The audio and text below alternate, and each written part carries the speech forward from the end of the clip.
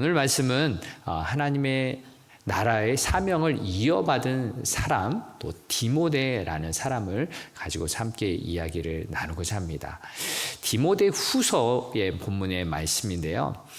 바울은 영적인 아들인 디모데에게 이 편지를 쓰고 있어요. 그런데 이 디모데 후서는 바울이 생전에 맨 마지막에 쓴 책입니다. 이 서신서를 쓰고 나서 한 1년 정도 있다가 순교하게 되었는데요. 로마 감옥에 갇혀 있으면서 영적인 아들에게 유언장과 같은 편지를 보내고 있습니다. 오늘 읽지는 않았지만 1장 2절에 보면은 디모데를 사랑하는 아들이라 라고 부르고 있습니다. 바울에게 아들이 있었을까요? 어때요? 바울은 결혼을 하지 않아서 아들이 없어요. 그런데 이 디모데를 영적인 아들로 삼아서 사랑하는 아들이다 라고 부르고 있습니다.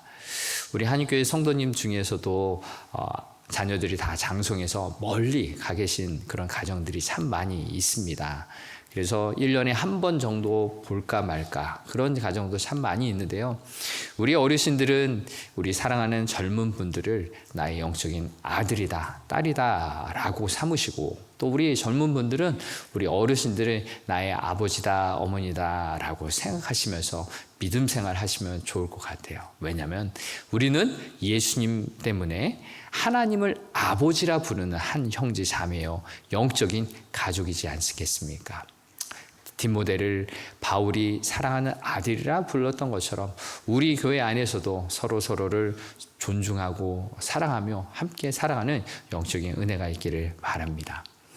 오늘 본문은 이 사랑하는 아들에게 바울은 로마 감옥에 갇혀서 곧 내가 죽음을 맞이할 텐데, 이런 생각을 하면서 영적인 아들에게 네가 감당하고 있는 이 목회의 사역, 복음 증거하는 사명, 하나님 나라를 이어가는 이 귀한 사역을 계속하여 잘 감당하길 바란다 라고 격려하면서 위로하면서 편지를 보내고 있어요.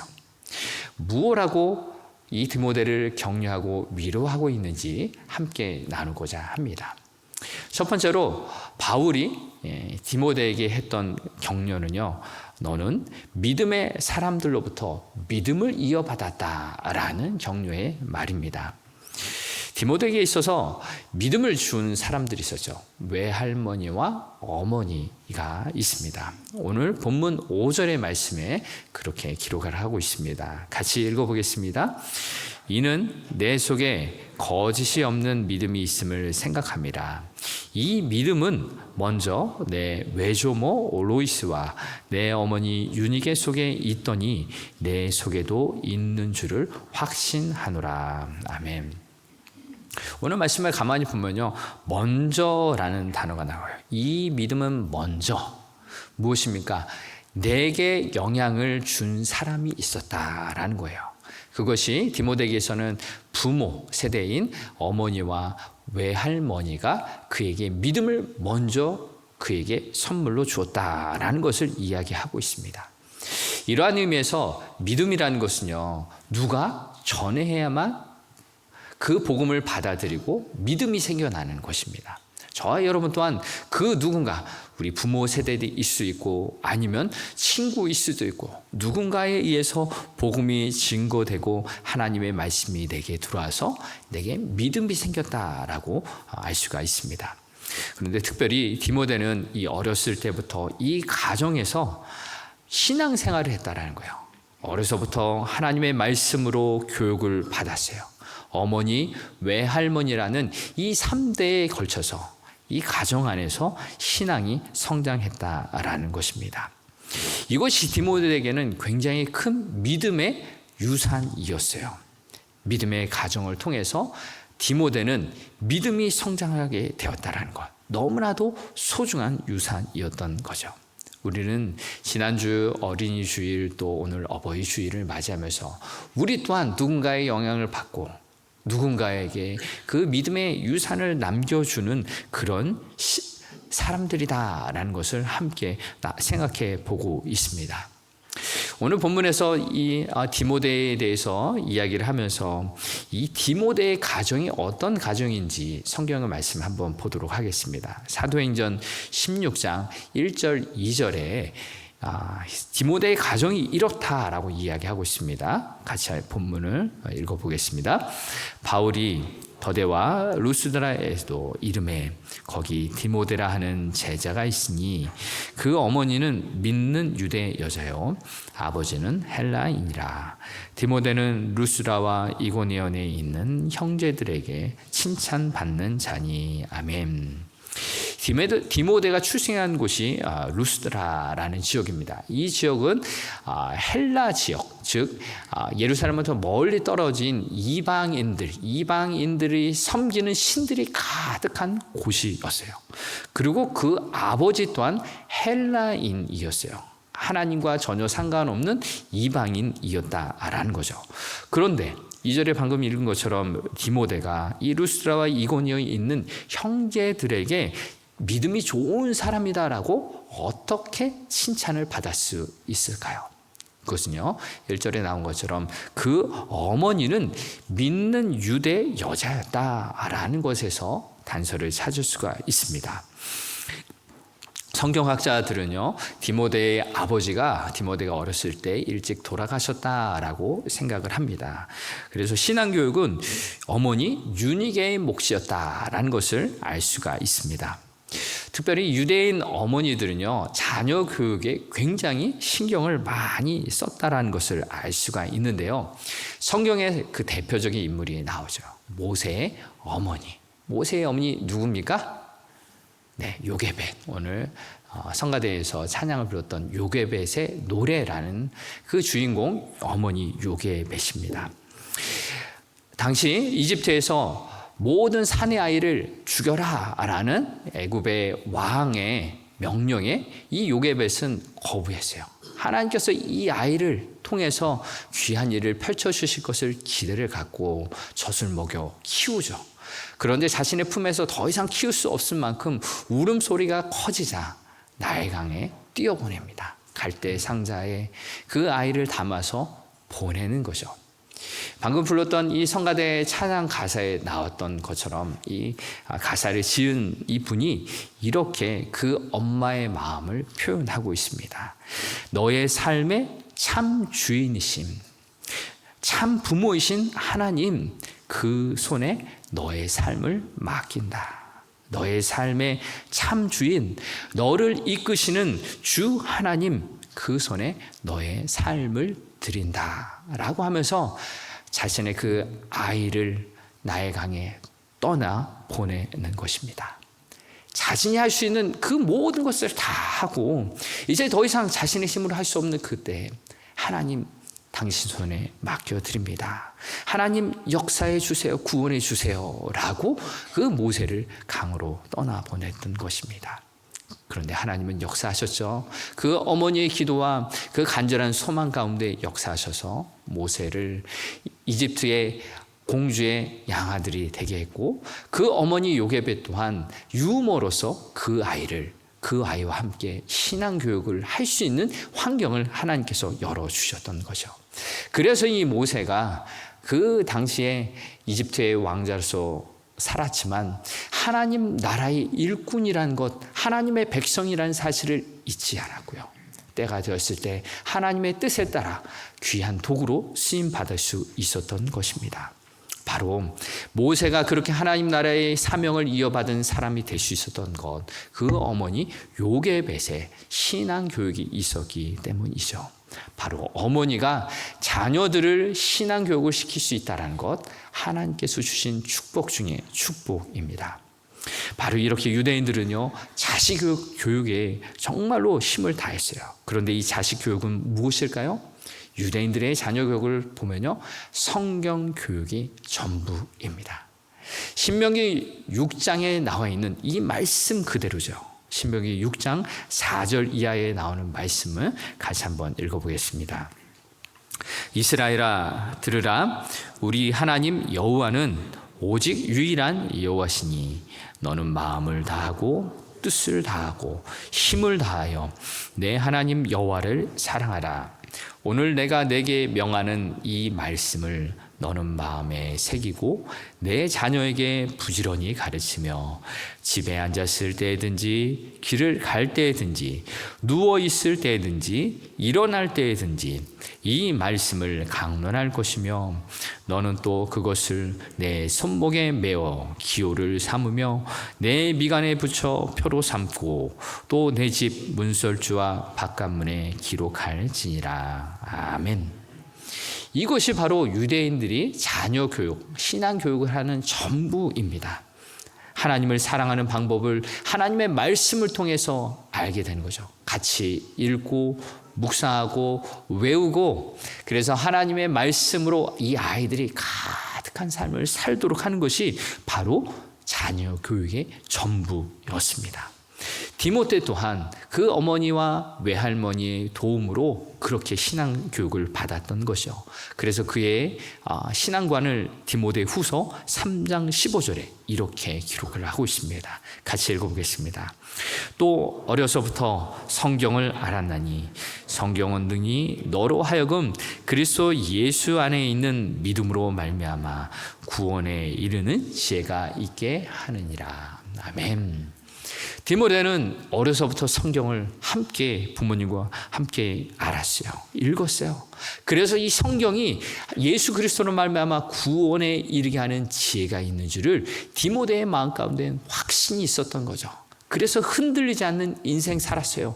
하나님을 나의 주인으로 모시는 삶을 살았던 것이죠. 우리 모든 성도들의 가정 가운데서도 우리 가족들과 함께 하나님의 말씀을 읽고 암송하고 함께 나누는 은혜의 시간을 누리시길 바랍니다. 이것이 나뿐만 아니라 우리 모든 가족들이 하나님의 사람, 믿음의 사람으로 살아가는 비결입니다. 그런데요, 이 교육이란 것 말로만 되지 않습니다. 내가 먼저 하나님의 말씀을 봐야 되는 거죠.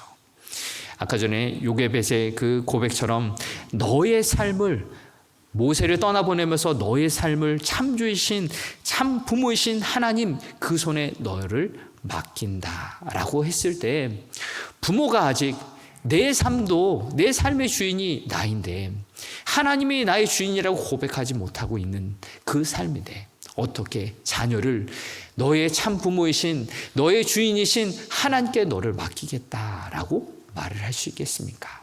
먼저 부모 세대인 내가 나의 주인은 하나님이셔. 나의 진짜 아버지는 하나님 아버지셔. 그 아버지의 음성에 따라 내가 오늘 살고 있어 라는 것을 말로만이 아니라 나의 모습으로 나의 삶으로 보여줘야 하는 것이죠. 이것이 될 때 바로 함께 살아가는 자녀들이나 우리 가족들은요, 우리 삶 속에 나의 주인 되신 하나님을 바라보게 되는 것입니다. 하나님과 함께 살아가게 되는 것이죠. 이것이 바로 디모데가 그의 가정 가운데 누렸던 영적인 큰 은혜였어요. 디모데가 그렇게 경건한 모습으로 살았던 것입니다. 사랑하는 성도 여러분, 우리의 가정이 그렇게 세워지길 원합니다. 어린 자녀들이 엄마, 아빠의 신앙의 모습을 보고 할아버지, 할머니의 그 신앙의 모습을 배울 수 있기를 소망합니다. 우리 한인교회 역사가 길잖아요.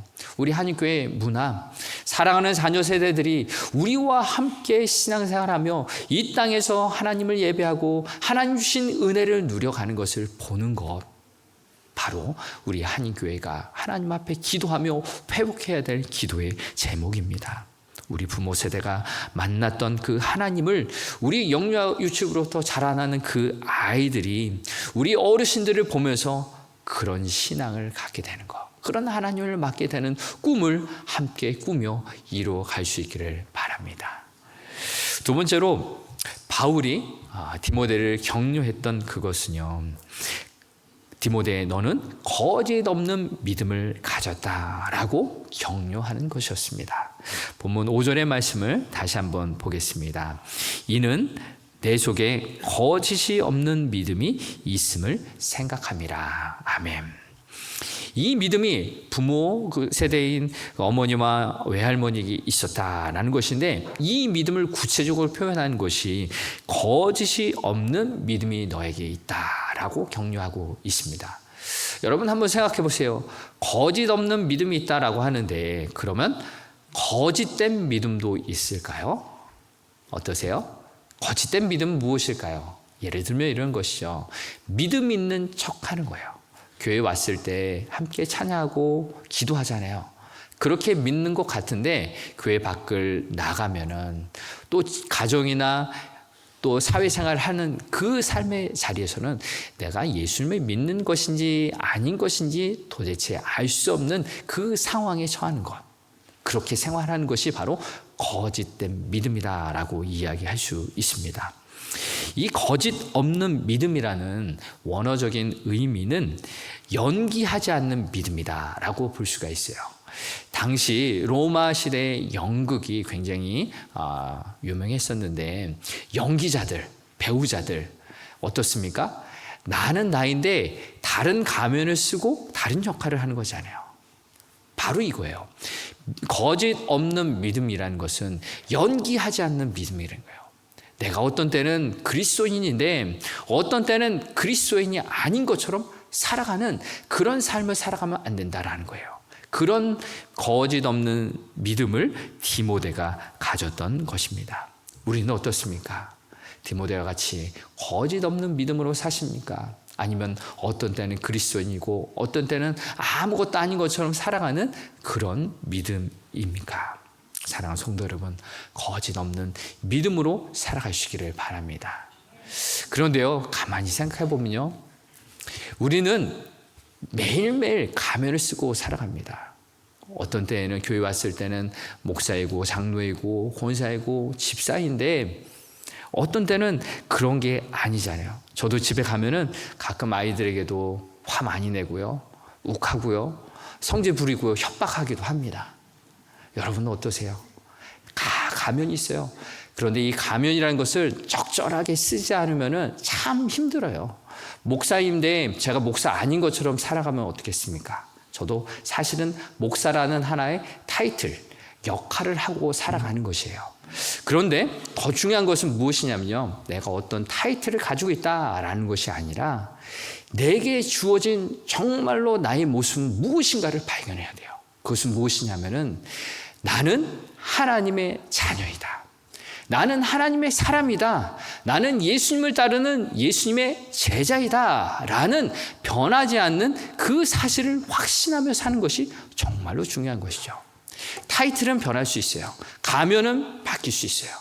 그런데 나는 예수님 때문에, 예수님의 십자가로 인해서 하나님의 구원받은 사람이야.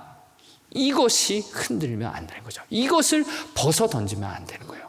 내가 어디에 있든, 내가 무엇을 하든, 언제 어디서나 나는 하나님 사람이야.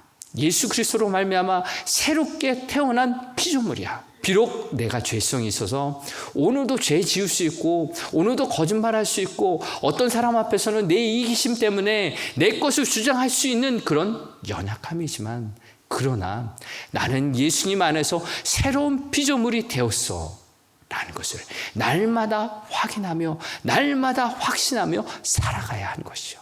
이것이 바로 거짓 없는 믿음이라는 것입니다. 제 아내가 저를 위해서 예전부터 기도하는 제목이 있어요. 그것은 무엇이냐면요, 목사가 아니어도 괜찮다. 예수님을 잘 믿는 그리스도인이 되기를 기도해 주었어요. 저는 이 기도 제목을 들었을 때 굉장히 큰 도전이 되었어요. 내가 목사를 안 하더라도 괜찮아. 내가 목사가 아니어도 예수님을 잘 믿는 그런 그리스도인이면 괜찮아 라는 자유함이 주어졌고요. 정말로 예수님을 잘 믿고 싶은 그런 도전이 주어졌어요. 그렇지 않습니까? 우리도요, 마찬가지예요. 예수님을 잘 믿는 그 한 사람, 그리스도인이 되어질 때 하나님께서는 기뻐하시는 것이죠. 내가 장로가 되고 권사가 되고 그것이 중요한 것이 아니라 내 삶에서 예수님을 잘 따르는 그런 삶이 되어야 하는 것이죠.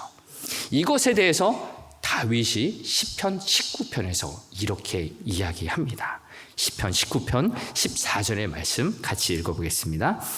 나의 반석이시오 나의 구속자이신 여호와여, 내 입의 말과 마음의 묵상이 주님 앞에 연락되기를 원하나이다. 아멘.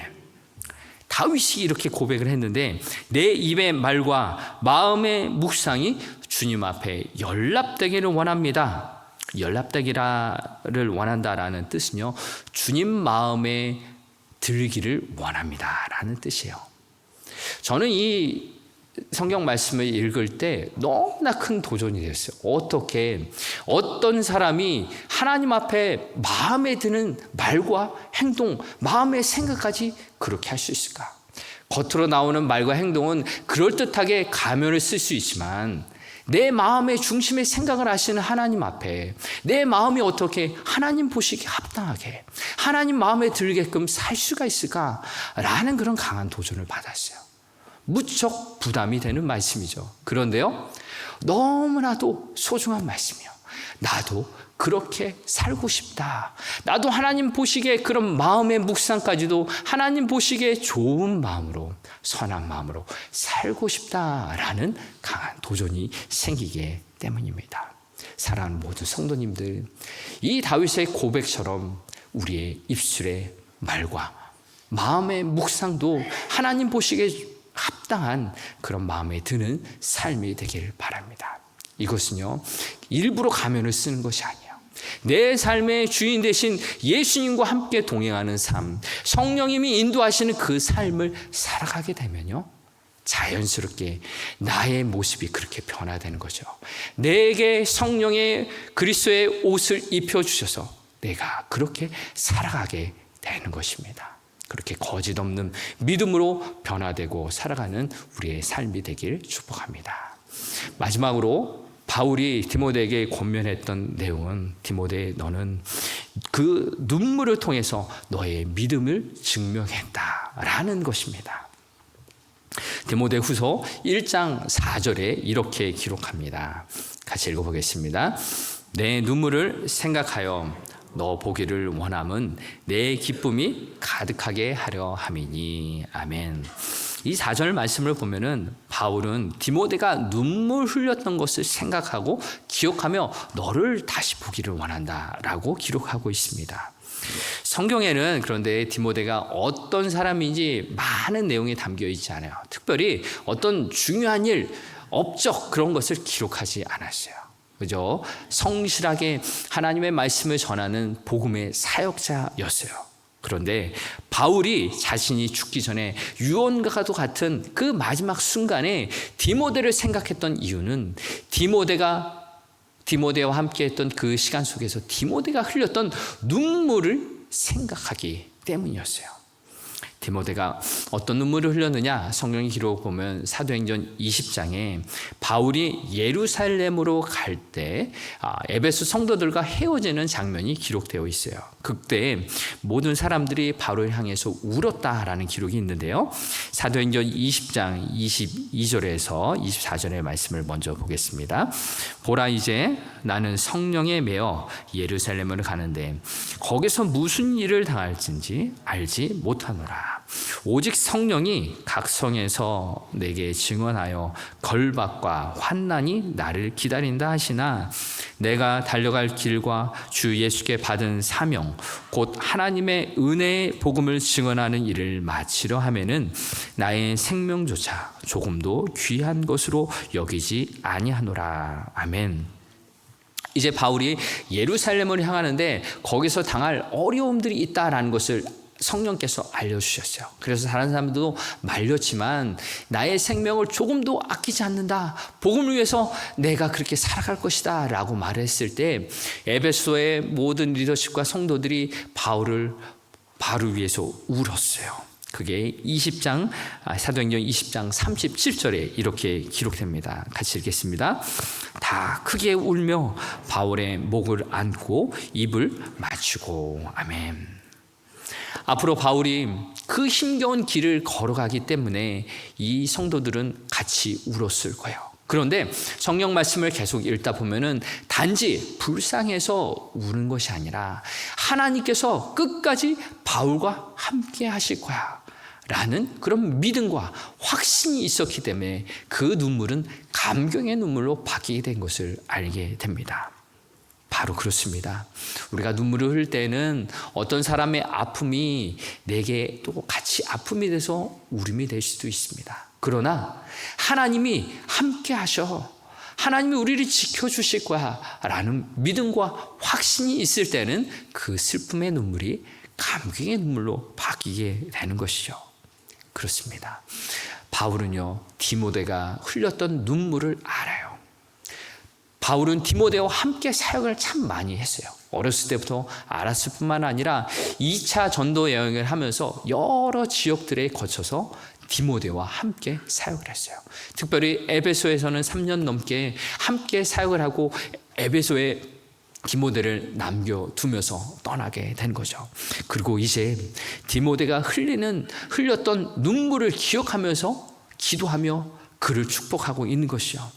디모데가 흘렸던 눈물은 사역을 하면서 성도들을 향했던 애절한 눈물이었어요. 성도들을 생각할 때마다 진정으로 생각했고 진심으로 사랑했고 그들과 하나님 안에서 한 가족됨을 확인하면서 그렇게 섬기며 살았던 디모데의 눈물이었습니다. 바울은 그가 흘렸던 진실한 그 눈물을 바라보며 너에게 그 진실한 눈물을 있었으니 앞으로도 그 눈물로 하나님께서 맡겨주신 사명을 잘 감당할 수 있을 거야 라고 격려해 주고 있는 것입니다. 사랑하는 성도 여러분, 우리들은 언제 눈물을 흘렸나요? 내가 아파서 눈물 흘렸을 때 말고 누군가 아파서 그 고통이 내 아픔이 되고 그 슬픔이 나에게 동일한 슬픔이 되어서 눈물을 흘렸던 적이 언제입니까? 우리 구역 식구들을 위해서 또 우리 가까운 가족들이나 친족들 그 영혼 구원을 위해서 한 영혼 한 영혼을 위해서 눈물 흘렸던 적이 언제 있습니까? 우리에게도 디모데가 흘렸던 그 간절한 눈물이 우리의 눈에도 흐르길 원합니다. 그 눈물의 기도로 하나님의 나라가 우리의 삶 가운데 확장되어질 줄을 믿습니다. 하나님 앞에 나의 가족들을 위해서 기도하고 우리 이웃들을 위해서 기도하며 나아갈 때 하나님은 우리의 눈물의 기도를 들으시고 역사해 주실 줄을 믿습니다. 그리고 그 눈물이 처음에는 불쌍히 여기는 그 눈물일지언정 계속 기도할 때 하나님이 그들과 함께 하셔 그들을 변화시키시고 그들과 함께 하셔서 그들의 삶 가운데 역사하실 거야 라는 기대감과 감격과 확신 속에 흘리는 눈물로 변화되길 바랍니다. 우리의 눈물 기도 가운데 하나님은 일하여 주실 줄 믿습니다. 우리는 때때로 연약하지만 서로 도울 만한 능력도 힘이 없는 존재이지만 그렇게 눈물로 기도할 때 서로를 감싸 안아주며 함께 하나님 앞에 손잡고 나아갈 때 하나님은 우리 가운데 일하여 주실 줄을 믿습니다. 이제 오늘 말씀을 마무리하도록 하겠습니다. 바울은 디모데에게 유언장과 같은 이 서신서를 쓰면서 디모데 너는 하나님 나라의 사명을 이어받은 사람이야 라고 격려해 주고 있어요. 너의 믿음은 너 혼자 선 것이 아니라 너의 믿음의 선배들로부터 믿음을 주어 받은 것이니 그 소중한 선물인 그 믿음을 잘 간직하거라. 하나님의 말씀을 통하여서 구원의 확신이 있으니 그 구원의 확신을 증거하며 살아라 라고 격려하고 있습니다. 또한 그의 믿음이 거짓 없는 믿음이다. 진실된 믿음으로 섬겼던 것 지금처럼 앞으로도 그렇게 진실된 눈물을 흘리며 성도들을 섬기거라 라고 격려해 주고 있습니다. 사랑하는 성도 여러분, 우리들에게도 이 디모데가 가졌던 믿음이 좋은 본이 되길 바랍니다. 우리들에게도 누군가 우리에게 영향을 줬던 그 믿음의 유산이 이제는 누군가에게 흘러가야 합니다. 우리 사랑하는 자녀들을 위해 기도하기를 포기하지 마시고요. 또 우리 영적인 한 가족된 우리 사랑하는 다음 세대들이 여기 많이 있지 않습니까? 우리 사랑하는 자녀들을 위해서 날마다 기도해 주십시오. 바라볼 때마다 격려해 주시고 축복해 주시고 손 잡아 주시고요. 밀어 주시고 끌어 주세요. 다음 세대들, 젊은 세대들이 이 땅에서 하나님 나라를 확실하게 이루어 갈 수 있도록 말씀으로 기도해 주고 그들을 밀어 주시길 바랍니다. 그러할 때 이 땅에서 그들이 마음껏 하나님의 자녀 되어서 하나님의 신실한 일꾼이 되어서 살아갈 줄 믿습니다. 또한 우리의 믿음의 본이 정말로 큰 힘이 될 줄로 믿습니다. 사랑하는 어르신들, 우리가 앞에 함께 축복하며 기도했지 않습니까? 우리 어르신들 건강하게 믿음 생활 잘 하시며 그 여생을 잘 보내시길 바랍니다. 이 땅에서 주신 하나님의 귀한 생명, 믿음 생활 잘 하심을 통하여서 귀한 믿음의 본이 다음 세대들에게 잘 물려지는 그런 믿음의 좋은 거목들이 우리 어르신들이 먼저 그 역할을 잘 감당해 주실 때 우리 교회는 더욱더 든든하게 세워질 것입니다. 우리 교회는 이 땅 가운데 복음을 전하며 생명을 낳는 그런 귀한 도구로 더욱더 사용될 줄로 믿습니다. 하나님께서 보시기에 우리 어르신들이 정말로 귀하고 아름다운 존재로서 날마다 새로 하시고 끝까지 사용되는 귀한 분들 되길 주의 이름으로 축복합니다.